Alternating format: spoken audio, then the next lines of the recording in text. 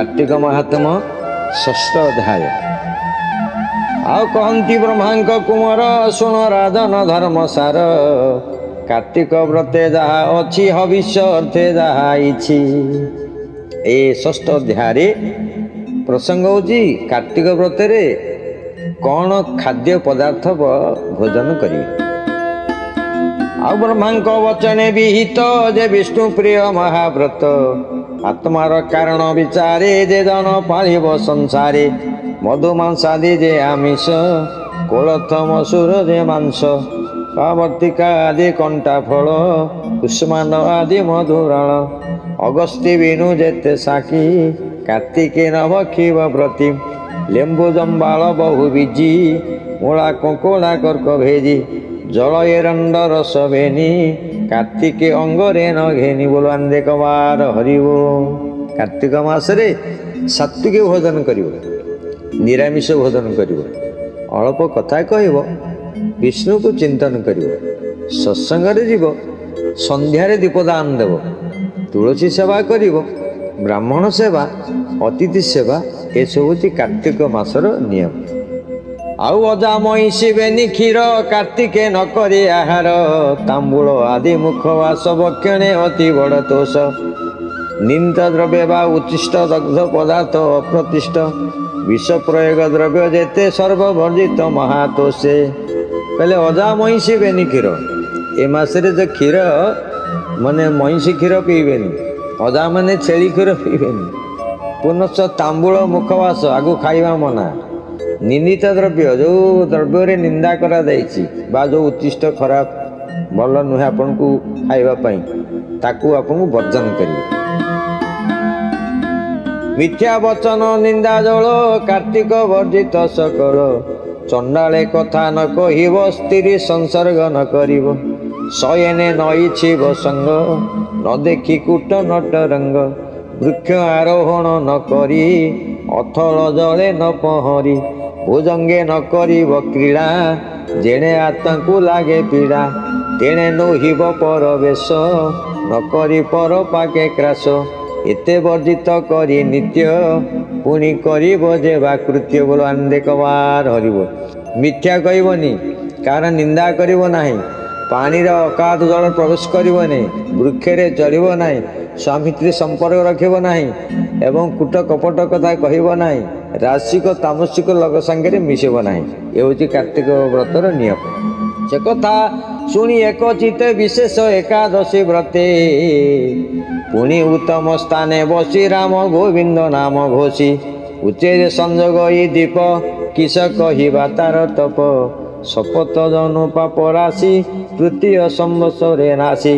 एमंते दीपदान फल, कार्तिके शुण महिपाल, जेगण जन व्रती होई, कार्तिके तृण पारी सोई। बोलो आनंदे कबार हरिबो।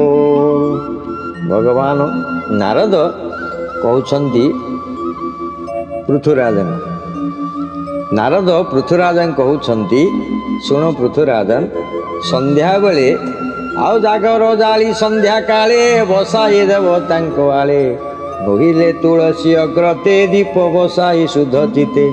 विष्णु को नमस्कार करी, जन्मादि पाप भारा हरि।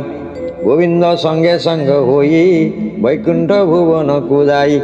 जेवण जन्म व्रती होई, कार्तिके तृण पारी सोई। गोमय घेनी जल लिपि, तुलसी मूले विष्णु स्थापी। पंचवर्णी मुरुज जोगे, चित्र करिब भूमि भागे। दक्षिणे सुशील दुआरी, पश्चिमे जय नाम धरी।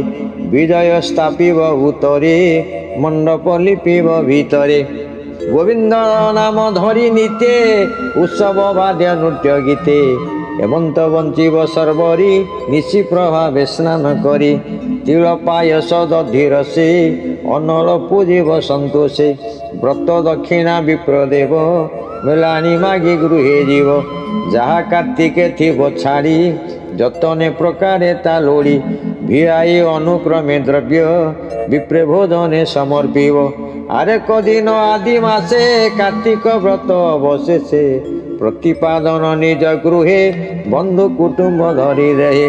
तांकर धर्म फल जाहा, कहिबा शुण नर नाहा। ସଂସାରେ ଯେତେ ଧର୍ମମାନ ତୁଳା ପୁରୁଷ ଆଦି ବନ୍ଧାନ ଯେ ଚନ୍ଦ୍ରଭାଗା ଚିତ୍ରୋତ୍ପଳା ଯେଉଁ ଜନମ ବିଷ୍ଣୁଶିଳା ବ୍ରହ୍ମା ଯେ ମାନ ସରୋବର ତହିଁ ବିଜୟ ଗଙ୍ଗାଧର ଏ ଆଦି ପୁଣ୍ୟ ତୀର୍ଥ ଜଳ ସ୍ନାନ କଲେ କ ଯେତେ ଫଳ ଯାବତ ପୁଣ୍ୟ କରି ଏକ ସହସ୍ର ଗୁଣରେ କାର୍ତ୍ତିକ ହବିଷ୍ୟ ସତ ଗୁଣ ଜାଣ ଉଦ୍ଯାପନରେ ଲକ୍ଷ୍ୟ ଗୁଣ କାର୍ତ୍ତିକ ପାଳି ଅନ୍ୟ ଧର୍ମ କଲେ ସଫଳ ସବୁ କର୍ମ ଏହି ପ୍ରକାରେ ଏକାଦଶୀ ଆମର ଫଳ ଯେ ତୁଳସୀ ଏତିନି ମହିମା ସମାନ ବିଶେଷ କାର୍ତ୍ତିକ ପ୍ରଧାନ ଭଗବାନ ବୋଲାନ୍ଦିକ ବାର ହରି ବୋଲ। ଭଗବାନଙ୍କର କଥା ପ୍ରସଙ୍ଗରେ ନାରଦ କହିଲେ ପୃଥୁ ଏଭଳି ଏକ ବ୍ରତ ନାହିଁ ଯେ କାର୍ତ୍ତିକ ବ୍ରତ ବା ଏଭଳି ଏକ ବ୍ରତ ନାହିଁ ଯେ ଏକାଦଶୀ ବ୍ରତ ଏ ବ୍ରତ ଯେଉଁମାନେ କରନ୍ତି କିମ୍ବା କାର୍ତ୍ତିକ ବ୍ରତ ଲୋକମାନେ ସତ୍ସଙ୍ଗରେ ବସି ହରିକଥା ଶ୍ରବଣ କରନ୍ତି ଯେତେ ସେ ପାପ କରିଥିବ ପାପ ସବୁ ନଷ୍ଟ ହୋଇଯାଏ ପରବର୍ତ୍ତୀ ଜନ୍ମ ତାର ପୁଣ୍ୟ ଫଳ ମିଳେ ଏ ଜନ୍ମରେ ମଧ୍ୟ ଅନେକ ଆତ୍ମସନ୍ତୋଷ ତାଙ୍କୁ ମଧ୍ୟ ମିଳିଥାଏ। ଶୁଣ ବାବା ରାଜନ ଧର୍ମ ସାର ଏ ପଦ୍ମ ପୁରାଣ କେଶର ଉତ୍ତର ଖଣ୍ଡେ ପର ସିଦ୍ଧି କାର୍ତ୍ତିକ ଧର୍ମ ଯଥା ବିଧି ସେହି କାର୍ତ୍ତିକ ଧର୍ମ ପାଇ ସର୍ବଦୁରିତ କ୍ଷୟ ଯାଇ ବ୍ରାହ୍ମଣ ଆଦି ଚାରି ବନେ ତିରି ପୁରୁଷ ଯେ ବାଜନେ ବିନା କାର୍ତ୍ତିକେ ଶୁଦ୍ଧ ନୋହି ବିଷ୍ଣୁ ଶ୍ରୀମୁଖେ ଛନ୍ତି କହି ସେ ପ୍ରଭୁ ବାକ୍ୟ ଉପଦେଶ ଭଣଇ ମହାଦେବ ଦାସ ଇତି ଶ୍ରୀ ପଦ୍ମ ପୁରାଣେ ଉତ୍ତରଖଣ୍ଡେ କାର୍ତ୍ତିକ ମହାତ୍ମେ ପୃଥୁ ନାରଦ ସମ୍ବାଦେ କାର୍ତ୍ତିକ ଉଦ୍ଯାପନ ଧର୍ମ କଥନେ ନାମ ଷଷ୍ଠ ଅଧ୍ୟାୟ ସମ୍ପୂର୍ଣ୍ଣ। ଗୋବିନ୍ଦ ଜୟ ଜୟ ଗୋପାଳ ଜୟ ଜୟ রাধা রমন হরি গোবিন্দ জয় জয় গোবিন্দ জয় জয় গোপাল জয় জয় রাধা রমন হরি গোবিন্দ জয় জয় बोलांदे कंद भगवान की राधा कृष्ण भगवान की कार्तिक महात्म की जगन्नाथ भगवान की जगत कल्याण हो बोलांदे कवार हरि बोल हरि बोल हरि बोल।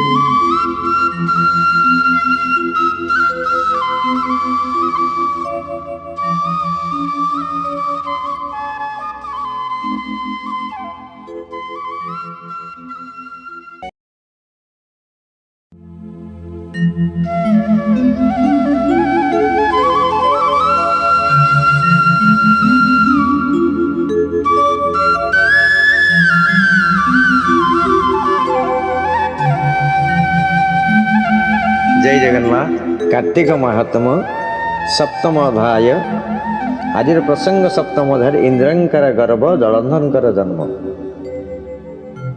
आज प्रसंग विषय प्रसंग इंद्रंकर गर्भ जलंधर जन्म।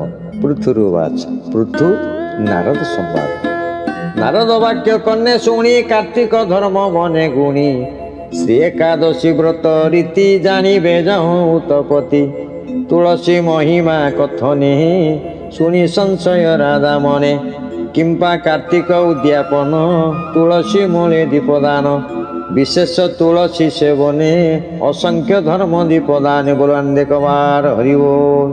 पृथु राजा नारद को पचारिले हे नारद महर्षि तुलसी मूल रे काहेकि दीपदान करा जाए पुनश तुलसी जल काहेकि पान करा जाए एवं विशेष करी तुलसी काहेकि सेवन करा जाए यार प्रमाण टिके आपण मते बुझेई दियंतु। आउ मघवा नामे सुरपति संगरे घेनी बृहस्पति बहुत संपद व्यवहारे गले जे कपिलास बुरे आ पुष्प मंडित तरुवरे अमृत तुल्य फल धरी मृग सादुल सिंह शशि केही काहाकु नहिंसी सर्वे पवकंती पत्र फल पी नर्मदा नदी जल शिव आश्रम महातेजा देखी विचारे देवराज बोलांदे कवार हरि बोल। नारद कहली पृथु मु गोटे प्रसंग कहूँ तुम आज शुण। थरे इंद्र कहीं इच्छा कले बृहस्पति की धरी टिके कैलाश पर्वत को पाखक जावा टे भगवान शंकर को देखा करवा कारण इंद्र शुणीदे जे कैलाश पर्वत जो भगवान शंकर रोचन से द्वितीय स्वर्ग बोली इंद्र तो बड़ आत्मगर्भ सदाबले स्वर्ग में कई एभली स्वर्ग करें इंद्र भली राजा नाई ତାଙ୍କ ଉପରେ କିଏ ରାଜା ହେଇପାରିବେନି। ତାଙ୍କ ମନରେ ଯେତେବେଳେ ଅହମିକା ଥାଏ। ଦିନେ ଦେବଗୁରୁ ବୃହସ୍ପତିଙ୍କୁ ଧରି ସେ କ'ଣ କଲେ ନା କୈଳାସ ପର୍ବତକୁ ଗଲେ।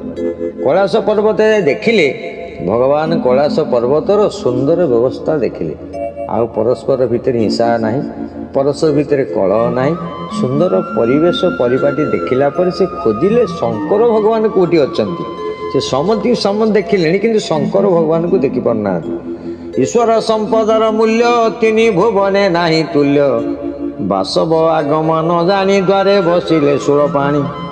ଆଉ ନିଜ ସ୍ୱରୂପ ଗୋପ୍ୟ କରି ମାୟା ମନୁଷ୍ୟ ରୂପ ଧରି, ଜରା ଅବସ୍ଥା ତନୁ କ୍ଷୀଣ ମଳିନ ବସ୍ତ୍ର ବେଶହୀନ ବୋଲାନ୍ତେ କମାର ହରିବ।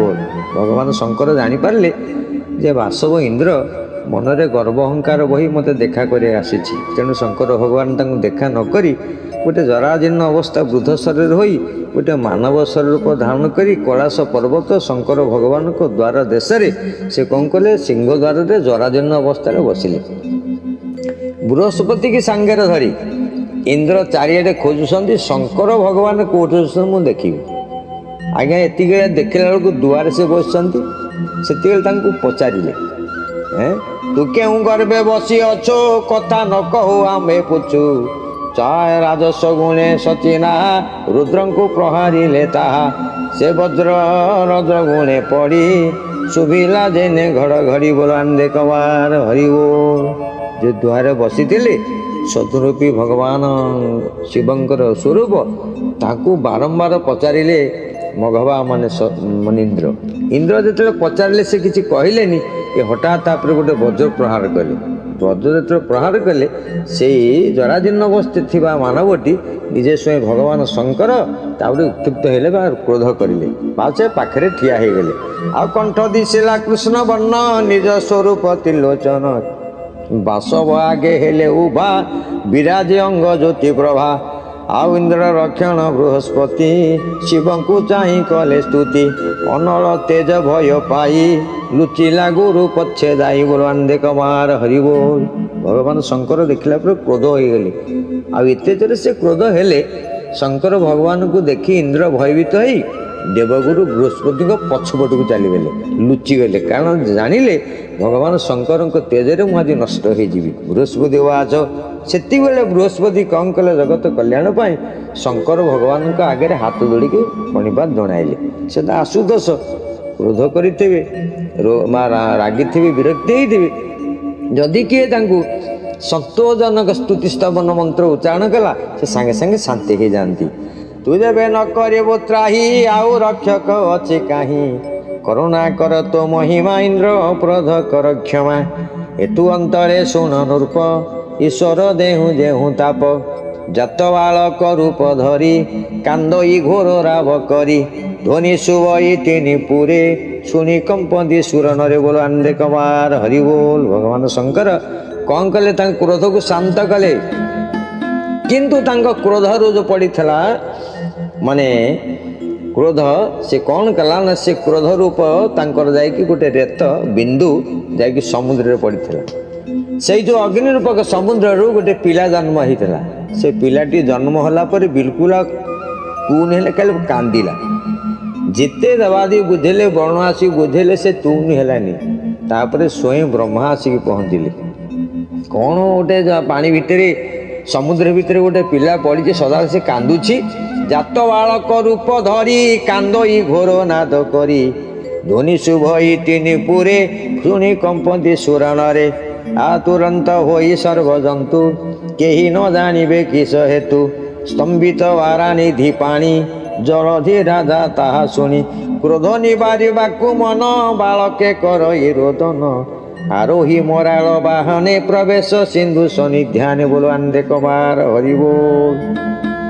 ଦେଖିଲେ ତାକୁ କାନ୍ଦିବାକୁ କେହି ତାକୁ ବନ୍ଦ କରୁନାହାନ୍ତି। ଏତେ ଜୋରେ ସେ କ୍ରନ୍ଦନ କରୁଛି ସ୍ୱର୍ଗ ମର୍ତ୍ତ ପାତାଳ। ଶୁଣିଲେ ବ୍ରହ୍ମା ମରାଳ ବାହନରେ ପଦ୍ମ ବା ହଂସ ବାହନରେ ବସି ଆସି ପହଞ୍ଚିଲେ। ବ୍ରହ୍ମାକୁ ଦେଖି ଜଳେଶ୍ୱର ଚରଣେ କଲା ନମସ୍କାର, ପୁତ୍ରଙ୍କୁ ବ୍ରହ୍ମା କରେ ଦେଇ କହଇ ଭକ୍ତି ଭାବ ହୋଇ। ସେ ପୁଅଟିକୁ ବରଣ କ'ଣ କଲେ ନା ବ୍ରହ୍ମାଙ୍କ ହାତକୁ ଦେଇଦେଲେ। ଆଉ ବୋଇଲେ କ୍ରୋଧ ଶାନ୍ତ କର ଯୁବା ଅବସ୍ଥା ହେଉ ତୋର, संसार हुए महाराजा सकल लोके पाओ पूजा। भगवान ब्रह्मांकर कोल बण जो से पिला को देदेले ताकू ब्रह्मा आशीर्वाद कले तू सांगे सांगे गोटे युवक ही जा सी सांगे सांगे युवक अवस्था धारण कले।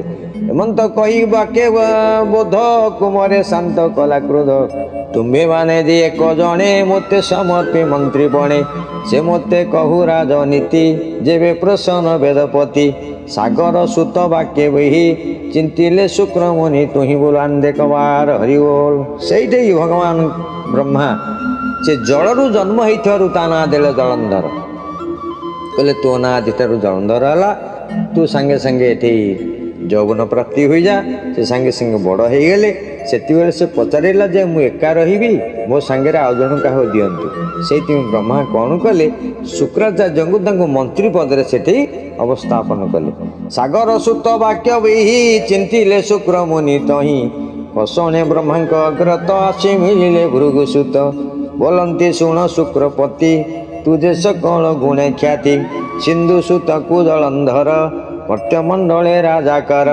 मंत्री तू थिबो यहाँ तुले एमंत कही बही गले ब्रह्मालोकरे परवेश नमहि महादेव दास बोलवान देखबार हरि बोल। एनु ब्रह्मा उत्पत्ति जाहू तांको चरणे चित रहू एनु ब्रह्मा उत्पत्ति जाहू तांको चरणे चित रहू। इति श्री पद्म पुराणे उत्तरखंडे कार्तिक महात्म्ये जलंधर उत्पत्ति कथने ब्रह्मा वरदाने नाम सप्तमोऽध्याय। कार्तिक महात्म संपूर्ण। राम नाम कृष्ण नाम की राम नाम कृष्ण नाम की राम नाम कृष्ण नाम की राम नाम कृष्ण नाम गोली गोली की बोलन देखबार हरि बोल। कार्तिक महात्म की जय। राधा कृष्ण भगवान की जय। जगन्नाथ भगवान की जय। जगत कल्याण हो बोलन देखबार हरि हरि बोल।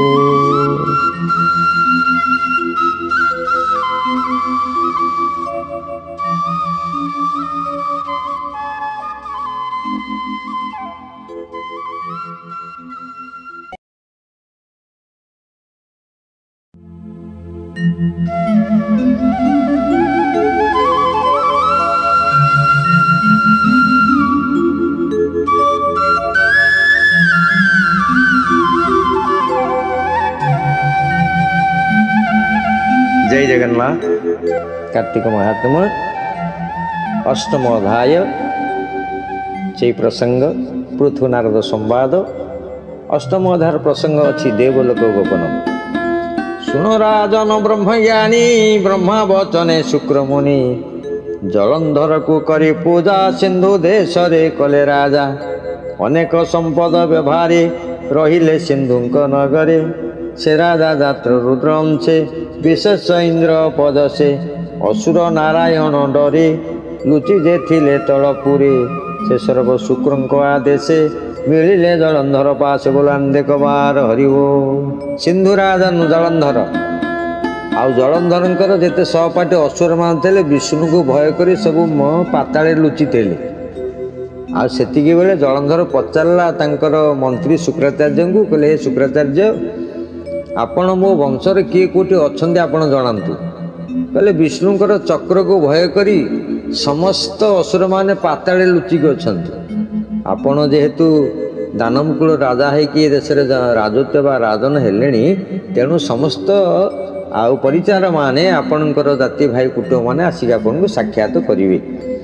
आउ एक कथा सुनिल संपद दे रख पासे शुक्रंक वाक्य उपदेशे काल नौमी दत्य जेमा रूपे सुंदरी द्विजदमा नाम ताहार वृंदावती सर्वलक्षणा साधुसती से कन्या शुक्र मंत्री बोले जलंधर को विवाह देले बोलान देखबार हरि बोल। तांकर जो विवाह वर्ष होती जलंधर गोटे कन्या दरकार से काल नवींकर गोटे झील था वृंदावती से वृंदावती शुक्राचार्य द्वारा आउ जलंधर विवाह करेले। एमंत राहु महादत्य पातालपुर उपगत मिलिला जलंधर आगे निज शरीर बेनि भागे थरे ଜଳନ୍ଧର ବିବାହ ହେଇଛନ୍ତି, ରାଜା ରାଣୀ ଅନେକ ଅସୁର ମାନେ ବସିଛନ୍ତି। ପାତାଳପୁରରୁ ରାହୁ କ'ଣ କଲା, ଯାଇକି ଦେଖା କଲା। ରାହୁର ଦି ଖଣ୍ଡ ହେଇଯାଇଛି, ଗୋଟାଏ ମୁଣ୍ଡ ଗୋଟାଏ ଗଣ୍ଡି। ରାହୁକୁ ଦେଖିଲା ପରେ ଜଳନ୍ଧର ପଚାରିଲା, କହିଲା ଆରେ ଇଏ ଏମିତି କ'ଣ ଏ ରୂପଟା କ'ଣ ଆଶ୍ଚର୍ଯ୍ୟ ହେଇଛି, କିନ୍ତୁ ତାର ମୁଣ୍ଡ କାହିଁ ଆଉ ତା ଗଣ୍ଡି କାହିଁ, ଏ କ'ଣ ଦିଟା ଫଳ ହେଇଯାଇଛି। ସେତିକିବେଳେ ରାହୁ ପଚାରିଲା, ବୋଧେବ କର୍ମ ଏ ମୋହର ଭୃଗୁ ନନ୍ଦନକୁ ପଚାର, ଦୁର୍ବାସା ସାପେ ହତ ଶିରି ତିନି ଭୁବନେ ଦୁଃଖ ପୁରୀ, ଶୁଣ ରାଜନ ଚୂଡ଼ାମଣି ଏ ପରା ସତ୍ୟ ଯୁଗ ବାଣୀ, ହରିଚନ୍ଦନ ପାରିଜାତ ଉଚ୍ଚେଶ୍ରବାଦୀ ଐରାବତ ଗୁରୁଆନ୍ଦେ କବାର ହରିବ। ଶୁକ୍ରାଚାର୍ଯ୍ୟଙ୍କୁ ପଚାରିଲେ। ଜଳନ୍ଧର ରାଜାଙ୍କୁ କହିଲା, ରାହୁ ମହାରାଜ ଆପଣଙ୍କ ମନ୍ତ୍ରୀ ଶୁକ୍ରାଚାର୍ଯ୍ୟଙ୍କୁ ପଚାରନ୍ତୁ ମୋର ଏ ଦୋଷ କ'ଣ ହେଇଛି। ସମୁଦ୍ର ମନ୍ଥନ ହେଇଥିଲା, ସମୁଦ୍ର ମନ୍ଥନର ଯେତେ ପ୍ରକାର ଭଲ ସୁନ୍ଦର ଜିନିଷ ସବୁ ଜିନିଷ ବିଷ୍ଣୁ ନେଇଗଲେ, ଦେବତାମାନେ ନେଇଗଲେ, ଆଉ ଯେତେ ଖରାପ ଜିନିଷ ସବୁ ଅସୁରମାନଙ୍କୁ ଦେଇଦେଲେ। ଆଜ୍ଞା କ'ଣ କହିବି, ଅମୃତ ବଣ୍ଟନ ହେଲା, ନିଜେ ବିଷ୍ଣୁ ମୋହିନୀ ରୂପରେ ଦେବତା ଅସୁରମାନଙ୍କୁ ଅମୃତ ବଣ୍ଟନ କଲେ, ଦେବତାମାନଙ୍କୁ ସଦାଳ ସତ୍ୟ କରାଇଲେ, କିନ୍ତୁ ଅସୁରମାନଙ୍କୁ ସଦା ବିପକ୍ଷ ଦେଖିଲେ। ମୁଁ ତାରି ଭିତରେ ବସିଥିଲି ଟିକେ ଅମୃତ ପାଇବା ପାଇଁ, ଏ ଚନ୍ଦ୍ର ଏବଂ ସୂର୍ଯ୍ୟମା ମୁଁ ବସିଛି ବୋଲି ଭଗବାନଙ୍କୁ ଜଣେଇଦେଲି। ସେ ଚକ୍ରରେ ମୋକୁ ଦି ଫାଳ କରିଦେଲେ, ଗୋଟେ ମୁଣ୍ଡ ଆଉ ଗୋଟେ ଗଣ୍ଡି, କିନ୍ତୁ ଯେହେତୁ ମୁଁ ଅମୃତ ପାନ କରିଥିଲି ସେଇଥିପାଇଁ ଆଉ ମୁଁ ମୃତ୍ୟୁ ହେଇନାହିଁ। ଏ ଅବସ୍ଥା ନିଜେ ଆପଣ ଦେଖନ୍ତୁ। ଇନ୍ଦ୍ରଙ୍କ ଦ୍ୱାରା ତଥା ଭଗବାନ ବିଷ୍ଣୁ ଦେବତାମାନଙ୍କ ପାଇଁ ମୋର ଅବସ୍ଥା କ'ଣ କରିଛନ୍ତି ଶୁକ୍ରକୁ ତାକୁ ପଚାର। ଆଉ ସୁଧା ବକିବା ଆଗ କରି ଦେଖି କୋପିଲେ ନରହରି, ଦଳି ଯେ ଗୋତ୍ର ଅଭିମାନେ ଶରଣ ଗଲେ ତ୍ରିଲୋଚନେ, ଅସୁରେ ସେହି ମତ ହୋଇ ଲୁଚିଲେ ପାତାଳରେ ଯାଇ, ତୁମ୍ଭେ ଏହାକୁ ଦୟା କର ଅତି ଦୁର୍ଗତ ବିଚାର, ଘୋଷର ଦତ୍ତ ଥିଲା ଆଗେ ତାକୁ ବୋଲାଅ ଯଥା ବେଗେ, କହିବୁ ବାସବ ଅଗ୍ରତେ ସିନ୍ଧୁ ମନ୍ଥିଲା କି ନିମନ୍ତେ, ମୋର ପିଅର ଦ୍ରବ୍ୟ ଯେତେ ଦେବେ ନେଇ ଛବଳ କୃତେ, ହେମନ୍ତ କହି ଦଣ୍ଡଧାରୀ ରାହୁକୁ ଗୌରବ କରି ବୋଲ ଆନ୍ଦେ କବାର ହରିବ। ଜଳନ୍ଧର ରାଜା କ'ଣ କଲେ, ରାହୁକୁ ସାଙ୍ଗେ ସାଙ୍ଗେ ଗୋଟେ ଚିଠି ଲେଖିଲେ, କହିଲେ ତୁମେ ଯାଅ ଇନ୍ଦ୍ରକୁ ଦେଖା କର। ଇନ୍ଦ୍ରକୁ କହିବ ମୁଁ ହେଉଛି ଜଳନ୍ଧର, ଏ ଜଳନ୍ଧର ହେଉଛି ଏ ଜଳାର୍ଣ୍ଣବ ଦେଶର ରାଜା ମୁଁ, ଆଉ ମୋ ପିତାଙ୍କର ସମ୍ପତ୍ତି ତୁମେ ମନ୍ଥନ କରି ଲୁଣ୍ଠନ କରି ଦେବତାମାନେ ନେଇଛ, ସବୁ ମୋତେ ଫେରାଅ, ତୁମେ ଯାଅ। ଏ ଚିଠି ଧରିକି ରାହୁ ଗଲା। କୋଉଠିକି ଗଲା ନା ଯାଇକି ଇନ୍ଦ୍ର ପାଖରେ ପହଞ୍ଚିଲା। ରାହୁକୁ ଦେଖିଲା ପରେ ଇନ୍ଦ୍ର ଭୟଭୀତ ହେଲେ, କହିଲେ ଆସ୍ଥାନ ତଳେ ଉଭା ହୋଇ ବୋଲ ଏ ଶୁଣ ସତୀ ସାଇ, ମୁଁ ତାର ଆଣିଛି ବାରତା ଶୁଣ ହେ ସକଳ ଦେବତା, ପୂର୍ବେ ଯେ ମନ୍ଥିଲ ସାଗର ବିଷ୍ଣୁ ସହିତେ ସୁରାସୁର, ନ ଦେଇ ଅସୁରଙ୍କୁ କିଛି ସେ କଥା ଜାଣି ସିନ୍ଧୁ ବଛି, ଆଉ ସକ୍ରୋଧେ ସାଗର ନନ୍ଦନ ସାଜିଲା ଅସୁର ସୈନ, କଲେ ଯୋଉ ସମୁଦ୍ର ମନ୍ଥନ କରି ସବୁ ତମେ ନେଇ ଆଣିଛ ତମେ ତାକୁ ଫେରାଅ, କାରଣ ସେଟା ଜଳନ୍ଧର ରାଜା ତାଙ୍କ ପିତୃ ସମ୍ପଦ, ତମେ ନ ଫେରେଇଲେ ତାପରେ ତମର ସେ ବିହିତ କାର୍ଯ୍ୟାନୁଷ୍ଠାନ ଗ୍ରହଣ କରିଦେଇପାରନ୍ତି। ଆଜ୍ଞା ରାହୁଙ୍କର କଥା ଶୁଣିକି ଦେବତାମାନେ ଯେତିକି ଭୟଭୀତ ହେଲେ ସେତିକି ତାଚ୍ଛଲ୍ୟ ମଧ୍ୟ କଲେ। ଆଉ ଏମନ୍ତେ ଦୂତ ବାକ୍ୟ ଶୁଣି କୋପେ କହଇ ଚକ୍ର ପାଣି ବଜ୍ର ପାଣି, କିଙ୍କର ଗଣକୁ ଅନାଇ ବୋଲଇକି କହଇ ଭାଇ, ଏଠାରୁ ନିୟ କେଶ ଧରି ଘଉଡ଼ ଜୀବରେ ନ ମାରି, ଭସ୍ମର କେଶ ଧରି ନେଲେ ନଗର ଉପାନ୍ତେ ଛାଡ଼ିଦେଲେ, କହିଲା ଜଳନ୍ଧର ଆଗେ ଭସ୍ମର ବାକ୍ୟ ଶୁଣି ରାଗେ, ଆଉ ଏହି ପ୍ରକାରେ ଦେବ ଦୈତ୍ୟ ଯୁଦ୍ଧ କରନ୍ତି ନିତ୍ୟ ନିତ, ଦିନ ଅନ୍ତରେ ବେନି ବଳେ ରହନ୍ତି ଗଙ୍ଗା ବେନି କୂଳେ, ନିଶା ଭାଗରେ ଶୁକ୍ର ଆସି ସଂଗ୍ରାମେ ଭୂମି ମଧ୍ୟେ ପଶି, ସୁମରି ମୃତ୍ୟୁ ସଞ୍ଜୀବନୀ ଜିଅନ୍ତି ଅସୁର ସୈନି ବୋଲ ଆନ୍ଦେ କବାର ହରିବୋଲ। ଆଜ୍ଞା ଜଳନ୍ଧର ରାଜା ଶୁଣିପାରିଲା ଯେ ମୋର ଦୂତକୁ ଦେବତାମାନେ ଅପମାନିତ କଲେ ଏବଂ ସ୍ୱର୍ଗରୁ ତଳକୁ ମର୍ତ୍ତ୍ୟକୁ ଠେଲିଦେଲେ, ତେଣୁ କ୍ରୋଧ କରି ସେ ସ୍ୱର୍ଗ ଆକ୍ରମଣ କଲେ। ଆଜ୍ଞା ଦେବତା ଅସୁରଙ୍କ ଭିତରେ ଲାଗିଲା କଳହ, ସକାଳୁ ଆରମ୍ଭ ହେବ ସନ୍ଧ୍ୟାବେଳେ ସରିବ, କିନ୍ତୁ ଏତିକି ଥାଏ ସଞ୍ଜୀବନୀ ମନ୍ତ୍ର ଶୁକ୍ରାଚାର୍ଯ୍ୟଙ୍କ ପାଖରେ ଥାଏ, ଯେତେକ ଜଳନ୍ଧରଙ୍କର ସୈନ୍ୟ ମରିଯାଆନ୍ତି ଏ ରାତିରେ ସମସ୍ତଙ୍କୁ ବଞ୍ଚେଇ ଦିଅନ୍ତି। କିନ୍ତୁ ସମସ୍ତେ ଦେବତାମାନେ ଏ ଶୁକ୍ରାଚାର୍ଯ୍ୟଙ୍କର ଭୟରେ ବା ଏ ରାଜା ଜଳଧରଙ୍କର ଭୟରେ ସବୁ ଗୋପନ ଲୁଚିଲେ ଯାଇକି କ'ଣ କରିବୁ, କେମିତି ଆମେ ଏ ଜାଗାରୁ ଉଦ୍ଧାର ହେବୁ। ଦେବଙ୍କ ଗୁରୁ ବୃହସ୍ପତି ଜାଣନ୍ତି ସର୍ବକର୍ମ ରୀତି, ଛେଦେ ଦେବଙ୍କ ହିତ ପାଇଁ ଦ୍ରୋଣାଦି ପର୍ବତକୁ ଯାଇ ଉପାଡ଼ି ଆଣିଲେ ତ୍ୱରିତେ ସମୁଦ୍ରେ ରଖିଲେ ଗୁପତେ। ଗିରି ନ ଦେଖି ବୃହସ୍ପତି ବିସ୍ମୟ ମନେ ବିଚାରନ୍ତି। ବୋଲାନ୍ ଦେଖବାର ହରିବ। ସବୁ ଦେବତାମାନେ ଭୟରେ ଯାଇ ଗୋଟେ ପର୍ବତ ଗୁମ୍ଫା ଭିତରେ ଲୁଚିଲେ। ଜଳନ୍ଧର ରାଜା ପଚାରିଲା, ଦେବତାମାନେ କୁଆଡ଼େ ଗଲେ? ନା ସବୁ ପର୍ବତ ଗୁମ୍ଫାରେ ଭୟରେ ଲୁଚନ୍ତି। ନା ସେ ପର୍ବତକୁ ଧରିକି ସବୁ ଜଳେ ନିକ୍ଷେପ କର, ଆଉ ପର୍ବତ ସହ ଦେବତାମାନେ ସବୁ ମୃତ୍ୟୁ ହେଇଯାଆନ୍ତୁ। ଆଜ୍ଞା ଯେତେବେଳେ ତାକୁ ସବୁ ଧରିବା ପାଇଁ ଆସନ୍ତେ ସେତେବେଳେ ବୃହସ୍ପତି ଥିଲେ। ଦେବତାମାନଙ୍କୁ ବୃହସ୍ପତି ତାଙ୍କୁ ଗୋଟେ ଅଭୟ ବାଣୀ ଦେଲେ, କହିଲେ ତମେ କିଛି ବ୍ୟସ୍ତ ହୁଅ ନା, ସେ କଥା ମୁଁ ବିଚାର କରିବି। ଆଉ ଦେବଙ୍କ ନାହିଁ ଆଉ ଗତି, ଯାହା ଅଢିଲା ସୁରପତି। ଈଶ୍ୱରେ କଲା ଦ୍ରୋହ କର୍ମ, ଏବେ ଛାଡ଼ିଲା ନିଶ୍ଚୟ ଧର୍ମ। କାଞ୍ଚନ ଗିରି କୋଟେ ପଶି ମନେ ସୁମରି ବ୍ରହ୍ମରାଶି। ଗୁପତେ ରହିଲେ ନିଶ୍ଚିତେ, ଦେବଙ୍କୁ ନ ଦେଖି ଦଇତେ। ଆନନ୍ଦେ ବିହରନ୍ତି ସ୍ୱର୍ଗେ, ସାଗର ସୁତ କର୍ମ ଭୋଗେ। ବୋଲାନ୍ ଦେଖବାର ହରିବ। ସବୁ ଦେବତାମାନେ ଲୁଚିକି ରହିଲେ। ଜଳନ୍ଧର ରାଜା ଆଉ ତାଙ୍କର ସମସ୍ତ ସହଚର ମାନ ଧରି ସ୍ୱର୍ଗ ଯାଇକି ଅତିକ୍ରମ କଲେ।